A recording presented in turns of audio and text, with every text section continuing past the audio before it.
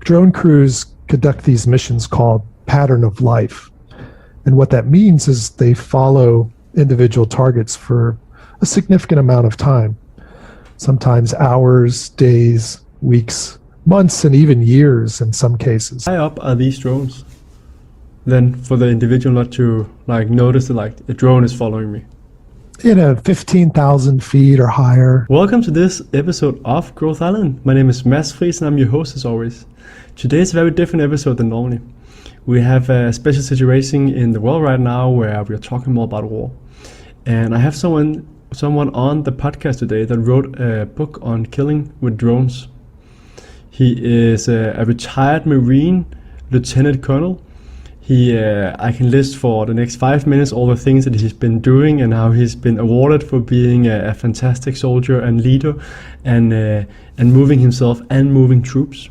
I first wanted to interview him about the discipline of being a Marine, because Marines are some of the best soldiers in the world. Very disciplined. It's hard to get in and it's hard to actually survive there for many years because it's so tough to continually stay at your best. So that's why I got so intrigued about interviewing this guest. But we're going to go into that. But in the light of what's happening right now, we're also going to go into what does it mean as he wrote the book about actually going to war with drones. So it's a bit different than what we normally do, but I hope you'll stay on. And this is some of the existential questions that we often don't talk about or we don't want to talk about. But when are you willing to actually stand up for something and take someone else's life? When is it that is it justifiable? Is it ever justifiable? And what does someone think that are in this situation? So this was a longer introduction than normally, but I'm quite happy to have Wayne Phelps on the show today. Wayne, thank you so much for coming on. Thank you for having me. So Wayne, you are retired Marine Lieutenant Colonel. That's quite high up. So you didn't just go in and survive the year two. How did that happen? Yeah, sometimes I ask myself that same question. And I joined the Marine Corps in 1997, so before 9/11. I told myself that I was going to just do 4 years, and I would get out when I was no longer having fun. 20 years later, I retired, in 2018. The Marine Corps is just a fascinating organization that pushes you to do more than you think you can do, both physically and mentally. From the early stages of training all the way through combat deployments. So it was quite a ride, that's for sure. I can imagine. Something that people often talk about is the environment, and the environment being key. Can you tell something about that? Yeah, some people compare the Marine Corps to a cult. We have this love of our own service, and we don't have the best equipment or the biggest budget or any of those things. But what we have is the honor of being a Marine. And that's transformative in your life. It definitely changed me when I first went to officer candidate school at the age of 19. As a rather undisciplined teenager, it gave me direction and showed me what you could accomplish through discipline and motivation and working together as a team. All of those things that I continued to take forward from there throughout my entire career of leading Marines in combat situations. What are some of the things that you learn as a Marine or that you use to teach the new Marines in regards to self-discipline and being the best version of yourself, showing up even though when it's difficult? Yeah, well, there's definitely difficult times. And what you learn is that your fellow Marines will be there to pick you up when you're down. They'll be there to motivate you when you're, you don't feel like putting in 100%. And they'll be there for you when things are the roughest that you can imagine. When you're deployed away from, your family and friends, when you're being shot at, when you're living in the most austere and worst environment that you can imagine.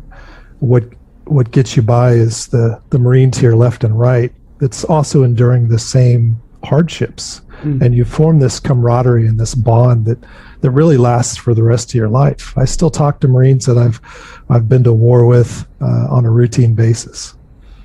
Got it. I guess for the listeners that are not American and doesn't know what a Marine is, can you just give a few more words so we kind of have the context of what it means to be a Marine? Sure. So Marines are basically, we started off as seagoing soldiers, right? We would defend ships, and now we're basically a force that is expeditionary, meaning we're on ships forward deployed, and then we're light and we're quick, and we respond to contingencies and crises around the world in a relatively quick manner. I've done a couple of deployments on ships, on Navy ships. The first one I did was right before and during 9/11. I was forward deployed in Australia doing some training, and then immediately from there we were involved in the early fight in Afghanistan. So we have these forces that are constantly deployed and ready to respond at a moment's notice. And Wayne, now we have the Ukraine-Russia war, and I think for a lot of the Western world, we haven't been that effective of war in like our backyard. It seems that it's much easier when it's happening in someone else's backyard. It's in the Middle East and in Africa. It's not really like as close, and we've seen that how people are reacting, at least in the West. And many people are starting to think about like, would they actually be able to kill someone else to defend a country? Like what goes through someone's head when you go into war and you leave the safe space and suddenly you have to consider like, am I willing to take someone else's life? Yeah, that's a really tough question because everybody thinks about this a little differently. And I would say that from my own experiences of being in combat and being responsible for other people as a leader, what went through my head was, the decisions that I had to make and how it would impact those that I was responsible for. Was I making a decision that was going to get somebody killed? There's a lot of fear, and particularly the fear of the unknown. And it obviously takes courage to get through those moments, and your fellow Marine and soldiers to your left and right are what really gets you through those situations. Just somebody that stands up and says, hey, we have to get this done in the face of the worst conditions you can imagine, whether you're under fire and things like that. I can only imagine what the Ukrainians are going through right now, defending their own homeland for democracy and freedom and their own life at this point. It's I think it's been a wake-up call for the entire world that war can happen at a moment's notice. Back in December and January, we were witnessing the buildup of Russian troops on the border, and we didn't know where it was going to lead. And here we are 4 weeks into the war, and we're seeing entire cities being destroyed, and the Ukrainians are fighting with courage and determination for their own way of life, and really for the Western way of life, for all of Europe and for the West. I really think it's admirable what they're doing. What do you think is important because I've seen that there are people that are from the Ukraine and that are living in Denmark. Some of them have been like going in buses and so on down to be part of defending Ukraine. What's important for someone doing that and being able to go through it from a psychological perspective? The military does a fairly good job of preparing people for conflict. It's to a point where some of those things, your actions that you take at a tactical level, are almost muscle memory. You train through repetition and drills and things like that. So we're conditioned to fight. Now, if you take your average citizen, whether it's in any country, and you put them in that situation, they don't have that same level of conditioning. They're not trained to do that, but they're fighting for their own existence. So they're definitely motivated, for their own survival and for their homeland. They're defending not only their homeland but their families. So they have this this motivation to continue on. Yeah, it's a special situation in these people that have been going from never imagining having to go to war and have no military training, suddenly putting on a helmet and going down into very fast training. I was told at one point that like humans are not really made to kill other humans, and then people might be like, yeah, that's a no-brainer, but that we have a really hard time. And actually, when we study the history, in many wars, people just kind of like shoot not at each other, but like at other people to kind of scare people off, because there's something innate in us that doesn't want to take another human's life. And that one of the ways that we've kind of been training people to get better is like through computer games. And that also goes into your book, which is on killing remotely, the psychology of killing with drones. What's kind of like, is it making it easier when someone is sitting behind a screen than when someone is facing it, I would imagine? And what's the psychology of being able to do that? Yeah, there's a lot to unpack in that statement that you just made. First, the resistance to kill another human. As you know, Lieutenant Colonel Dave Grossman has written extensively about that in both On Killing and On Combat. And I wrote On Killing remotely with Dave Grossman, so we collaborated on this project, and I reference a lot of the work that he does in On Killing.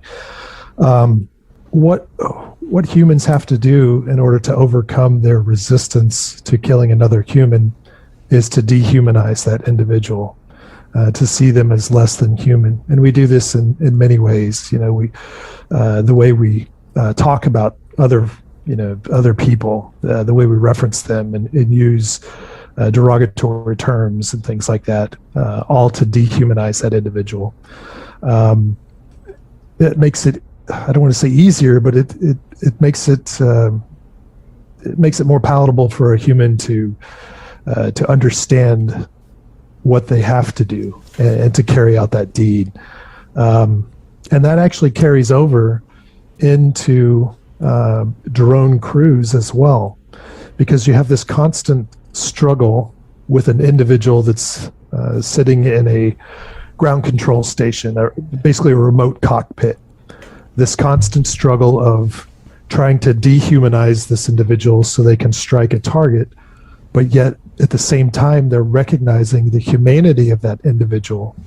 And the way they're doing that is through this full motion video, this high definition video that is constantly streaming, and you can zoom in and see the very fine details of a person, the color of their shirt, their hand gestures, all of these things. And you can see actions that they're doing that are things that you and I do on a daily basis, playing with our kids in the backyard, going to the market, having lunch with your friends. All of these things are very humanizing, and it forces us to recognize the humanity of that individual. Drone crews conduct these missions called pattern of life. And what that means is they follow individual targets for a significant amount of time, sometimes hours, days, weeks, months, and even years in some cases, which means that they are really recognizing the humanity of that individual, and they know almost everything about them. They know their habits, their routine, who they associate with. How high up are these drones then for the individual not to notice that a drone is following me? 15,000 feet or higher. The cameras they have are just really amazing. Better than the ones we have on now for the show. Yeah. I mean, the cameras are usually the most expensive part of the system itself. So the cameras are just amazing, and you can see things day or nighttime. And you can zoom in, as I mentioned, and just see really fine details. So you've got this struggle, constantly of trying to dehumanize the individual at the same time you're recognizing that they're human. So is it actually more difficult with a drone? I would imagine first that it's more difficult when you're seeing another human in front of you and you have to pull the trigger. But what you're telling me right now is that one of the main things to be able to pull the trigger is dehumanizing them. And by following them for several days, you might see them play with their kids and so on. You suddenly see like the human aspect. And if you're following them for days or weeks, you would start to think about it more from their side, because it's no longer just in like 2 seconds you have to react. It's them or you. Yeah, absolutely. So you take the fear of death out of the equation, right? Because these operations are conducted remotely, from 7,000 miles away sometimes. So you're taking that, it's him or me out of the equation, and what you're replacing it with is these crazy feelings of like a one-sided intimacy with this individual. I interviewed one person for the book that said he followed this terrorist leader for 6 months. Every day for 8 hours a day, he's watching this person. And he would watch him play soccer with his kids in the backyard. And this guy was also a father. This intelligence analyst was also a father. He said, I knew that this guy was a good father because of the way he interacted with his kids. And then one day they got a little too far away from the house and they struck him with a missile and killed him right in front of his kids. And he said that was, excruciatingly difficult on him. He knew it was the right thing to do because of all of the nefarious things that this guy was doing, but it didn't make it easier for him. No, and but that's a bigger societal thing, right?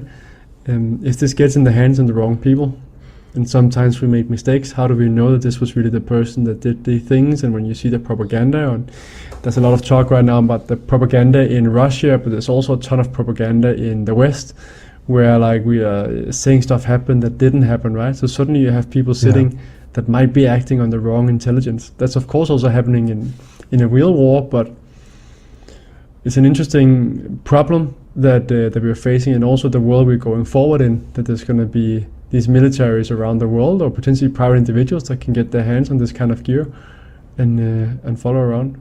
Well, like how do we handle that dilemma?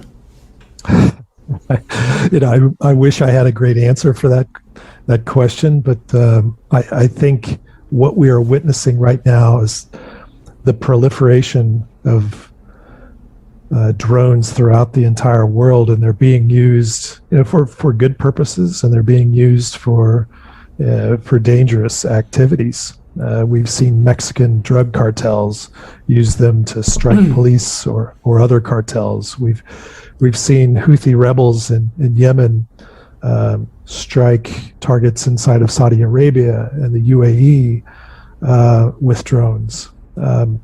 There's no way that we're going to be able to eliminate this threat in the future. It's just going to be part of future conflict, and we're seeing that in Ukraine as well.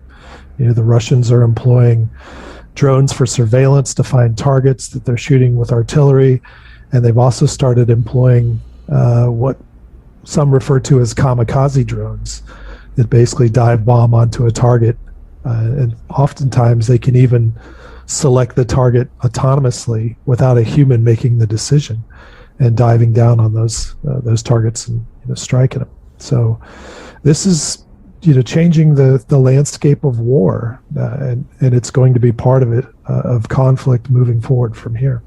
Yeah. What do you think about the dilemma? I heard before that one of the main things to secure humanity is that we don't build machines that can kill us. And that the number one rule, I think it was Peter Diamandis that I read, he wrote about like why machine learning, all these things are amazing, and why it's going to make a much better life for us. But there were certain rules that we needed to go by to make sure they would never be something bad. And one of them was actually machines are never allowed to hurt a human being, even though the human being is hurting the machine. I'm actually doing research for another book about that specific topic on autonomous weapons or killer robots, or whatever you want to refer to them. But machines that can sense the environment, identify a target, and make the determination to strike that target, and then employ weapons, all without a human making the decision. is where the future of conflict is heading. Yeah.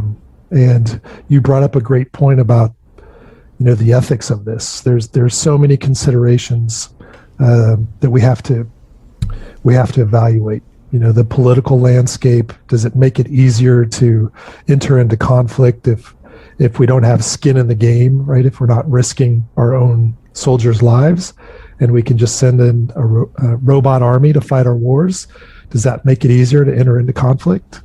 The legal aspects of, does robots that kill people, do they comply with international humanitarian law?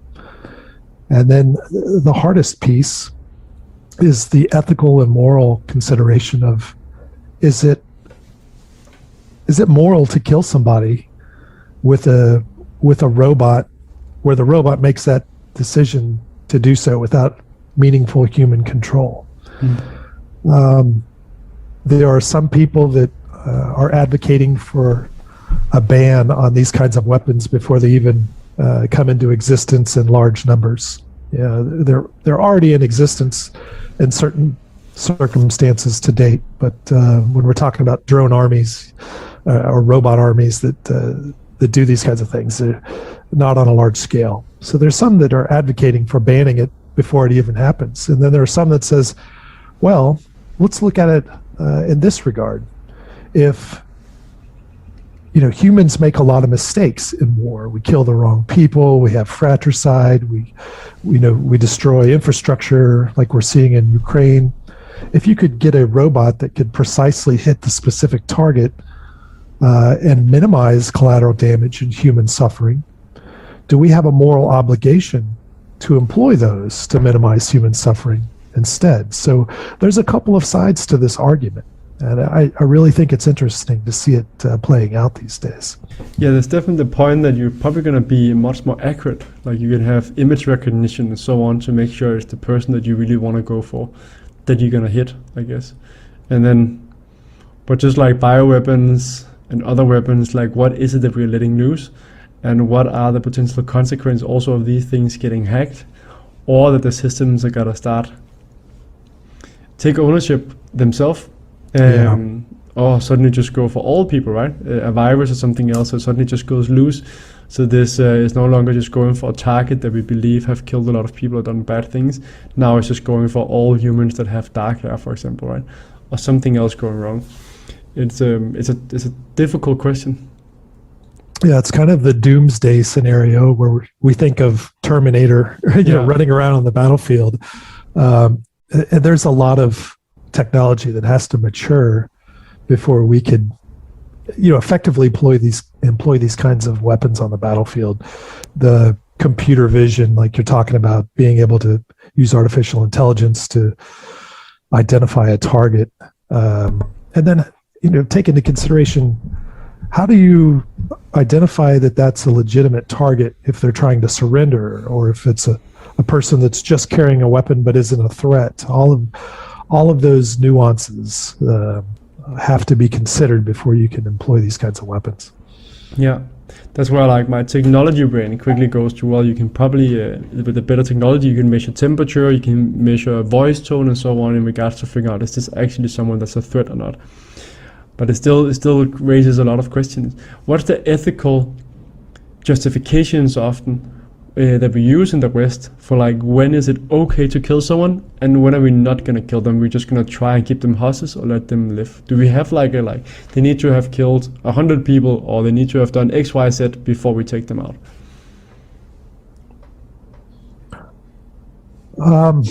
I think we look at it through probably three different lenses. First, the legal aspect. Is this a valid military target?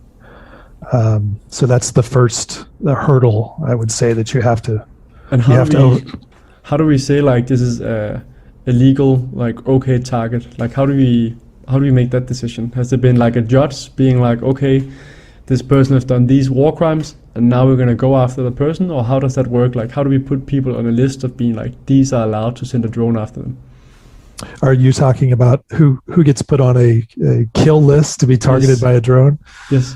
Yeah, there's a process where they go through based off of evaluating all of the actions that they've done.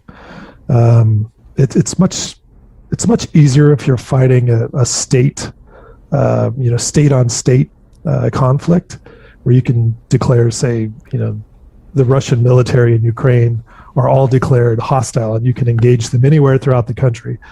It's much more difficult if you're fighting a violent extremist organization that doesn't adhere to, the Geneva Convention. They're not internationally recognized as a state.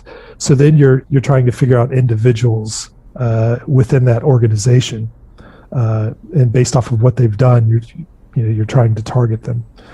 And that's how it's been done in the last 20 years in the United States, where we look at individuals within, say, Al-Qaeda or the Islamic State and things like that. So the other lens you got to think about is, just because we can legally kill them, is the timing right? Is the situation right? Should we kill them? Is the military value of killing that individual, does it outweigh all of the other considerations, such as collateral damage? Say 2002, say we found Osama bin Laden in the middle of a market, and we had a clear indication that it was him, but by killing him, we're also going to kill another 50 people.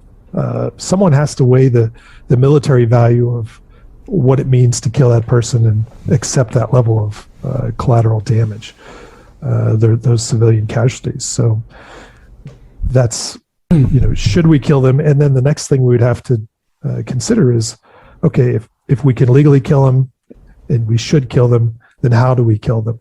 Yeah. How high up does those decisions go? Like, what level can you make that decision to be like, okay, this is a target, let's say Osama bin Laden, there's 50 people around him. Do you want to take those 50 people? Because we know in Yemen, for example, where the US has been in war for many years together with Saudi Arabia, and I saw some numbers, I'm not sure if it was like 100,000, 200,000 people that have died. It's like crazy numbers, but they also estimate that 60% was from famine and other things like related to the war, right? But because I guess the president can't sit and make all those decisions, especially in Yemen or other places. I understand with like someone like Osama bin Laden, they might be able to call and be like, hey, what's up, we have to target now. I still imagine he's not the one making the call. And like there's the classic saying, don't tell the president if you're killing someone, right? So they can be like, no, it wasn't me. Well, I think it differs from president to president. So when President Obama was in office, he had a set of guidelines that basically there were specific individuals that he wanted to be consulted on, and he wanted to have the authority to say, yes, we can strike that target. If you remember when we struck Qasem Soleimani, the Iranian general in Iraq, January of 2020, those are the kind of decisions that you expect are being made by the president. If there's guidelines for the level of collateral damage based off of an estimate, how high up the chain of command that has to escalate for the appropriate decision authority to say, yes, the military value of striking this target is worth the risk of civilian casualties. And that's a tough decision that you're putting on somebody to make. Those decision authorities are the ones that say, yes, it's okay. And then the people that carry it out are actually the drone crews that have to live with that the remainder of their days, knowing that, hey, I may have killed this high value individual, but I also killed 5 other civilians that had nothing to do with this person. How do people deal with that mentally? Because so many soldiers get PTSD and are quite challenged mentally afterwards. Like, how do you work with this to make sure that this is part of what you're doing and you believe in what you're doing, that this is the right thing to do? But how do you work with this psychologically? It's challenging. And I think there are a lot more drone crews and intelligence analysts that are struggling with this than we recognize or that we care to admit. Just from conversations I had and interviews with people for research for the book, the the numbers that I was, and I also conducted a survey of 254 people that had used a drone to kill in combat. And I asked them questions that were very probing. And I asked them to, self-diagnose their own mental health. And what I did was I compared that to studies that the Air Force has done. There's an Air Force psychologist named Dr. Wayne Chappell who has been studying the effects on humans conducting remote warfare for longer than a decade, and he's published several papers on these. His first paper he published was in 2014, and he said about 4% of drone crews were exhibiting PTSD-like symptoms from the work that they were doing. A few years later, he conducted another survey, and that number went up to 6%. What people told me through my surveys, through self-diagnosis, this isn't a medical diagnosis, was that about 12, almost 13% claimed that they had experienced PTSD-like symptoms, and another 25% of them thought that they might have PTSD.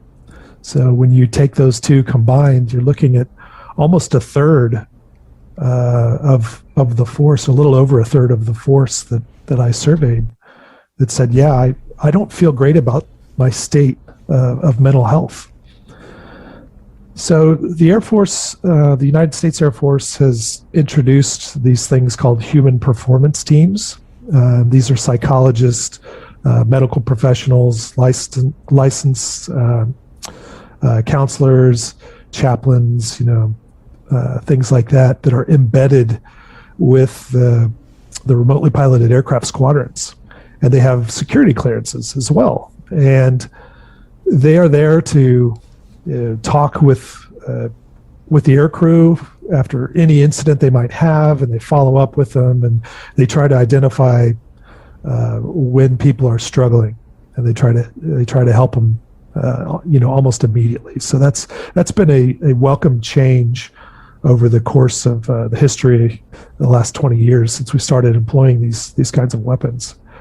So that's one way they deal with it. When you say 1/3, now I work with mental health, and if you look at how many Americans in general have problems with mental health, you're not far from 1/3 people that feel stress and so on. But I'm assuming of these people, when you say 1/3, it's not just like I'm not feeling my best and so on. It's actually having a fair bit of challenge that you said. Some have PTSD and some are feeling a lot of symptoms from it.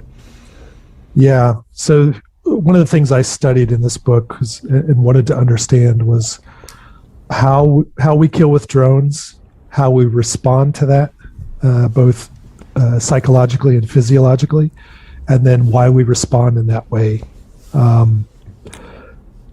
And part of the survey was to understand how we respond, and then the interviews that I conducted over 50 first-person interviews as well. And the interviews were really to get to the qualitative research to understand why we respond that way.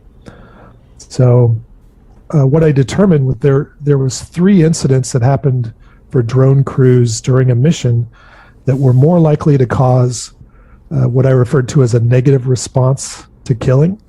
And that could be a short-term or it could be long-term and turn into PTSD if those symptoms remained. And those 3 incidents, the first one is we've already talked about, conducting this long pattern of life mission where you're recognizing the humanity of the individual, and then after a period of time you're killing that person. That's like severing this one-sided intimacy that you're developing with this person. The second one was any time that we observed friendly forces on the ground that are killed or wounded in action.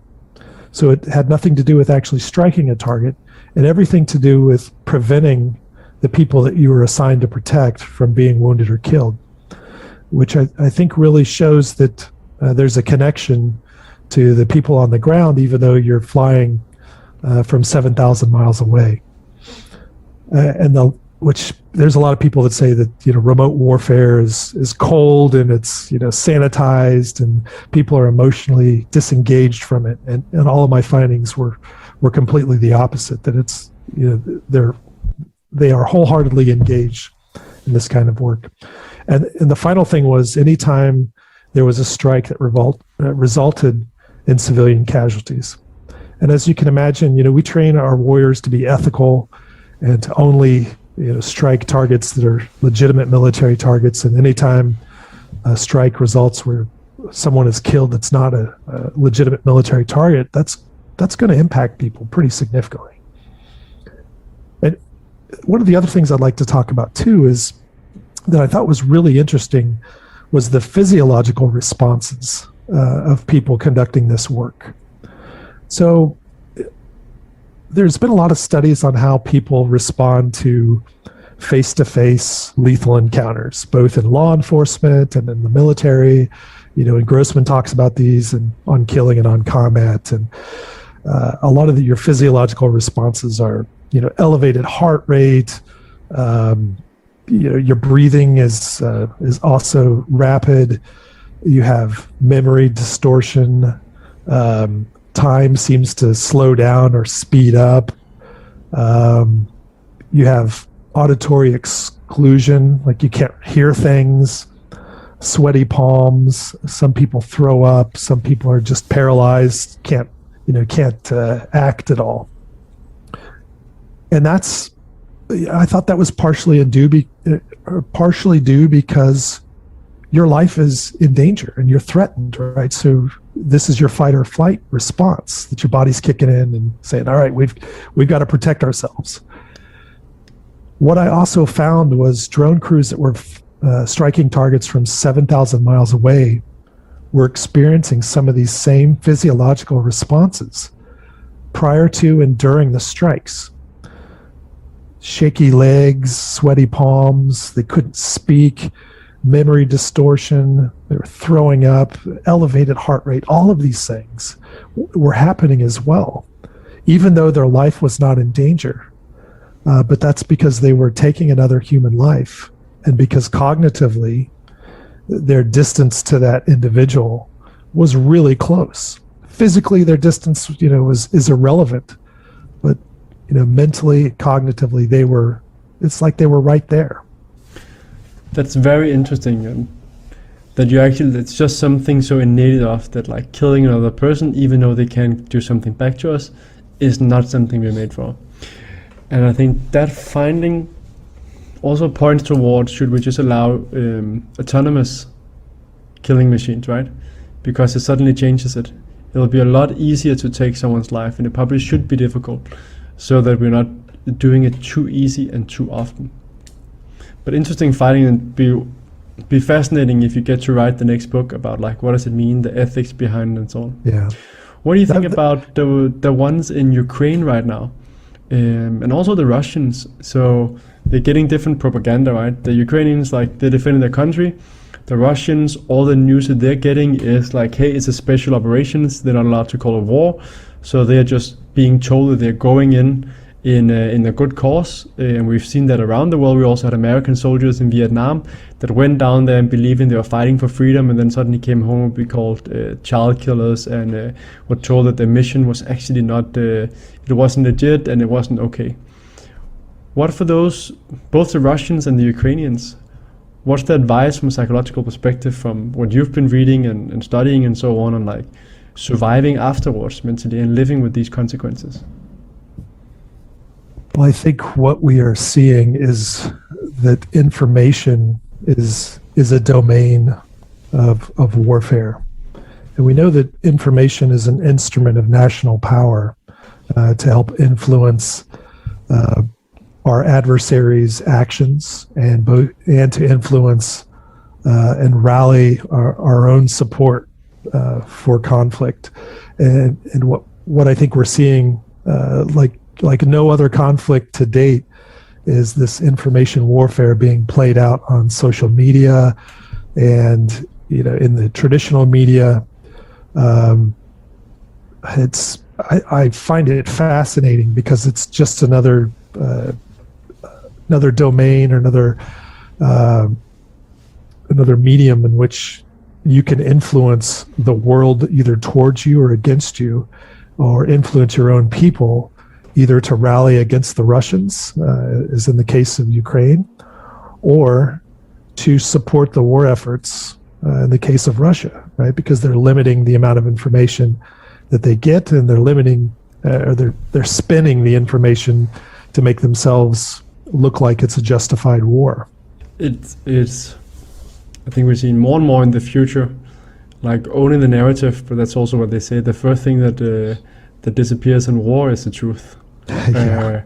And then it's about propaganda and telling the right story. And we see now how both Russia is closing down all outside media, and they're getting crazy fines if they call the war and stuff that's absolutely insane. What I've been shocked about as well is that in Denmark we block Russian media. So we're doing censorship as well. Instead of what you should be doing is taking this up and saying like, hey, this is propaganda, this is not true. This is the data that we have, blocking it, because otherwise we're risking getting a fine line where we're doing the same thing as the ones that we are accusing for doing wrong. I think most people agree that it was wrong that Russia's gone into Ukraine. But this whole information war and how we deal with that, that's it's a fascinating and interesting and scary subject of who's actually controlling what we get to learn and what we believe in, right? Yeah, and I think most people get their information through social media these days, their news, their opinions, and it forms their bias towards how they believe, and it affects their values and everything else. And we've seen that definitely here in the United States over the past few years in the political world, and how social media can rally people to one side or the other. It's just another instrument of war. Just like drones, I think that is definitely here to stay. But how do we get to the truth? Like you said, how do we realize what's fake? What's a deep fake, and what is the ground truth? It's getting harder and harder to do that when you have people that can report from the front lines using their own phone. Or they can alter videos, and they can put a hashtag on something, and it goes viral. And like you said, we tend to listen to things or that reinforce our own opinions about something. I think it's really important to seek out what the other side is saying and evaluate it. Just like you had mentioned Russian news.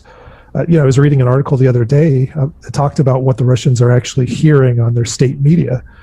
And I think more stories like that need to be told, because it tells the story of how they're viewing this conflict through their own eyes. Yeah. I don't think anybody views themselves as evil or wrong, right? We all try to justify what we're doing. I think this whole like what is truth and looking critically is becoming more and more relevant and more difficult.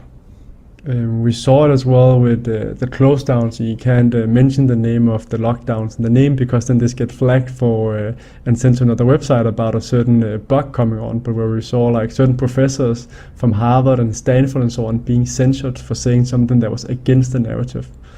I'm not saying at all that I'm for Putin. I think it's horrible that he went into Ukraine and highly condemns it. I don't think it's at all okay.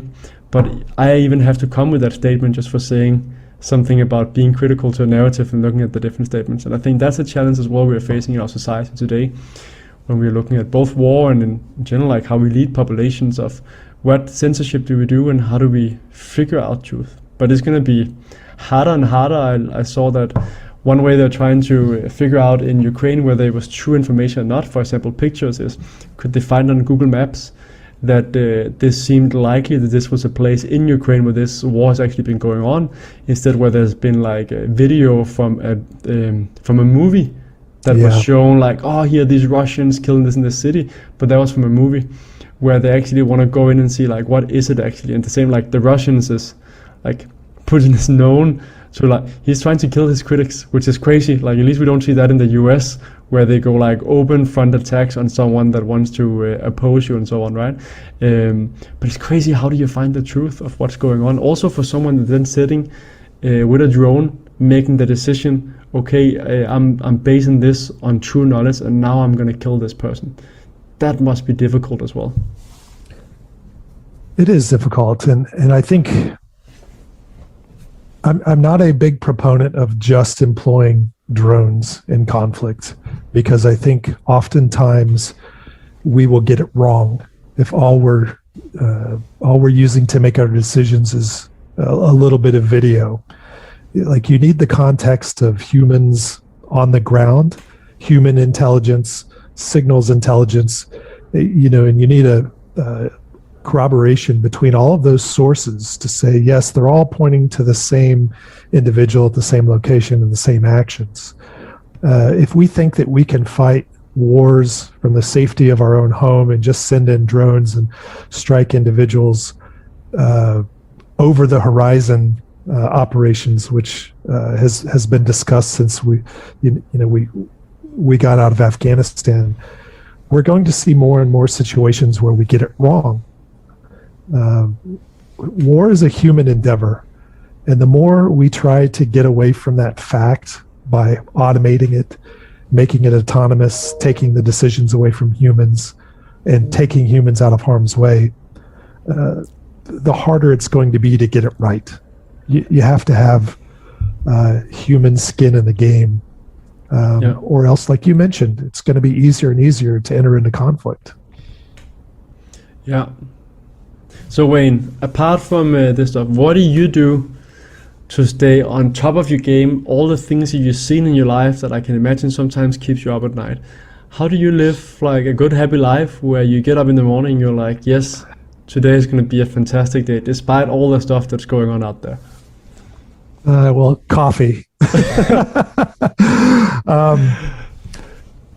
So some tools that I use to maintain a healthy, work-life balance.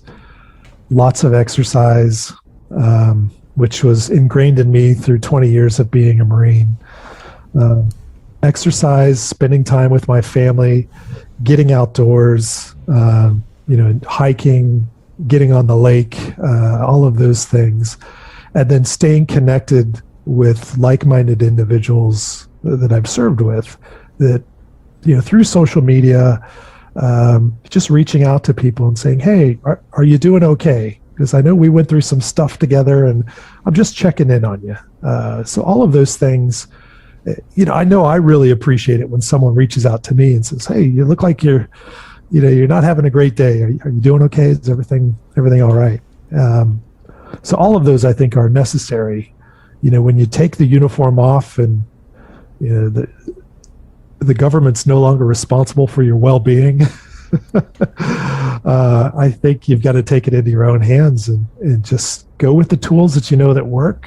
It's peer support, exercise, family support, good, healthy living. Yeah.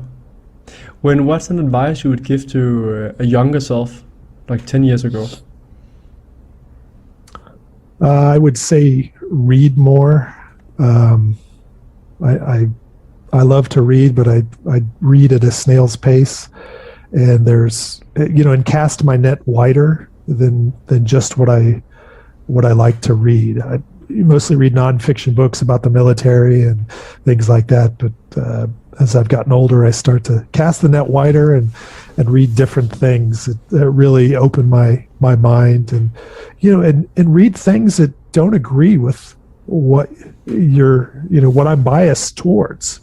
Read things that make me uncomfortable and critically think about those things.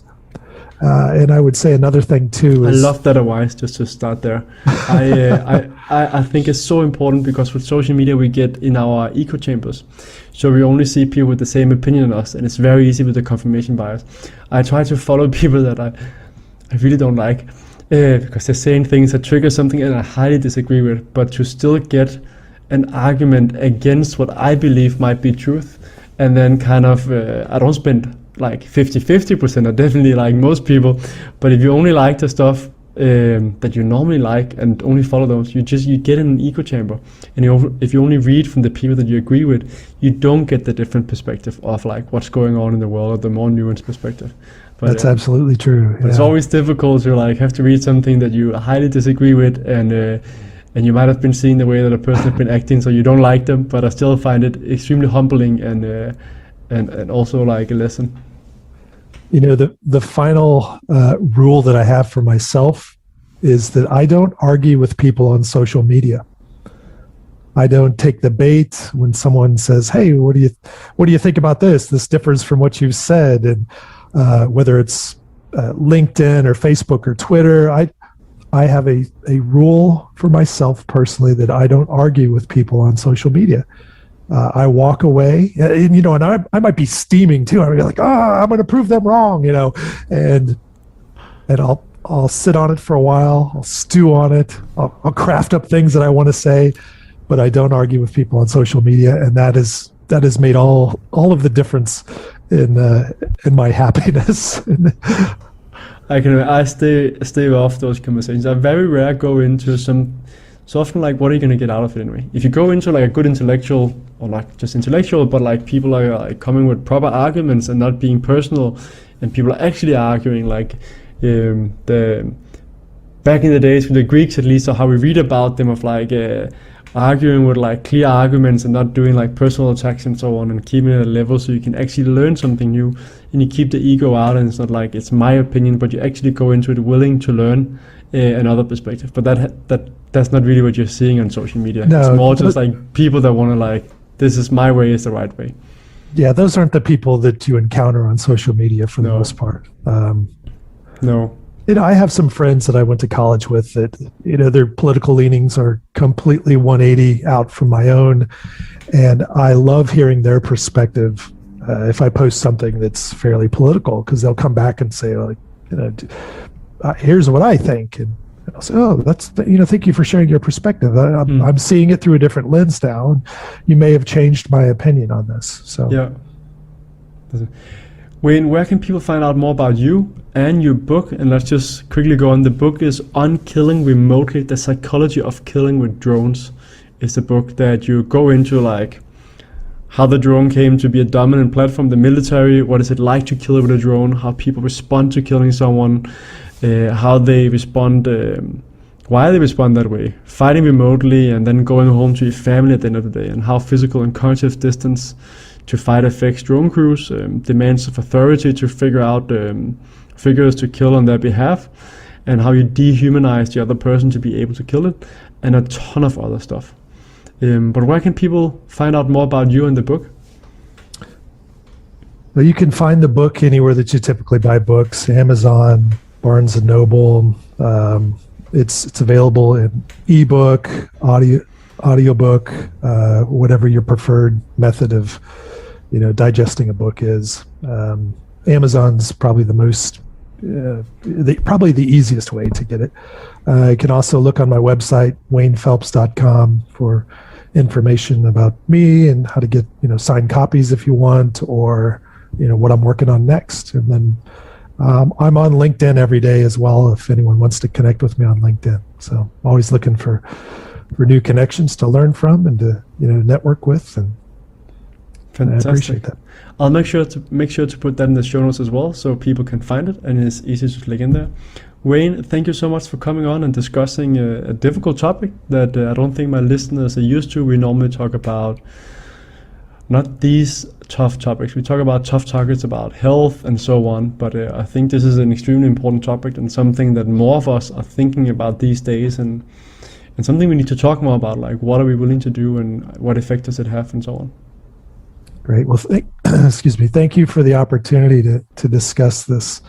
The more I can get the word out about how these folks that are doing this important work, how they respond to it, and dispel some of the myths about drones, I think I'm here to advocate for them. So I appreciate the opportunity.